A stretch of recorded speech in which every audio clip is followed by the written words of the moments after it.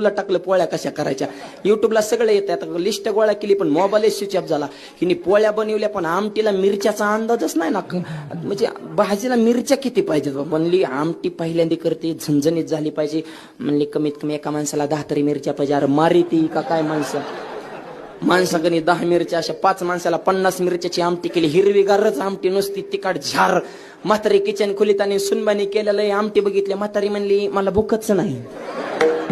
माझी शिवरात्री नवरात्रात मला नाही रे जेव्हा तुमचं तुम्ही बघून घ्या. पण नवरा नुसता उड्या छानायचा बायकोनं भाजी केली. म्हातारी म्हणली मरची. तो म्हणला आईला गप माझ्या बायकोचं तुला कौतुकच नाही. पहिल्यांदा स्वयंपाक केला आणि किती मस्त. अरे नको लका खाऊ खाणार. आई म्हणली तू जाणार. मग पहिलाच घास खाल्ला ना आमटीचा फुरकान जी कानातून दूर निघाला. खर त्याच्या डोळ्यातनं गळा गळा गळा गळा पाणी गळा. त्याची बायको जवळ आली म्हणली होय व